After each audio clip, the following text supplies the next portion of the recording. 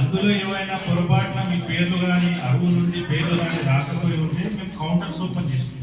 ఆ కౌంటర్లలో మీరు దరఖాస్తులు ఇస్తే మేము దాన్ని మళ్ళీ అరువులై ఉండి వాళ్ళు మిస్ అయి ఉంటే మేము ఖచ్చితంగా వాళ్ళని కూడా మేము అరువుల జాబితాలో పెట్టి జారీ చేయడం జరుగుతుంది. ముందుగా ప్రజాపాలన గ్రామ సభ విచ్చేసిన ఈ గ్రామంలో నివసించిన ప్రజలందరికీ నమస్కారం. ప్రజలకు ఇచ్చిన హామీ నెరవేర్చే ప్రక్రియలో భాగంగా మన ప్రభుత్వం ఈ 26 జనవరి నుండి 4 పథకాలు అమలు చేయబోతుంది. ఈ పథకాల వివరాలను గ్రామాల్లో ప్రజలకు తెలియజేసి వారి అభిప్రాయాలు స్వీకరించడానికి ఈ గ్రామ సభ ఏర్పాటు చేయడం జరిగింది.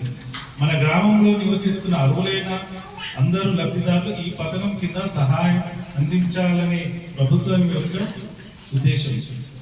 ఈ 4 పథకాలు: ఒకటి ఇందిరమ్మ ఆత్మీయ భరోసా, రెండవది రైతు భరోసా, మూడవది కొత్త రేషన్ కార్డు, నాలుగవది ఇందిరమ్మ ఇండ్లు. ఇందిరమ్మ ఆత్మీయ భరోసా ప్రజాపాలనలో భాగంగా భూమి లేని వ్యవసాయ కూలి కుటుంబాలకు సంవత్సరానికి 12,000 రూపాయలు ఇవ్వడానికి ఇందిరమ్మ ఆత్మీయ భరోసా పథకం అమలు చేయబడుతుంది.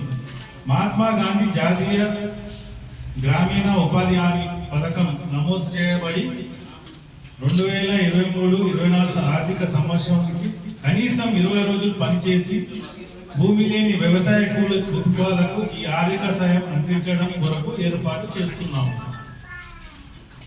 ఈ కార్యక్రమంలో ఇంకా మిగిలిపోయి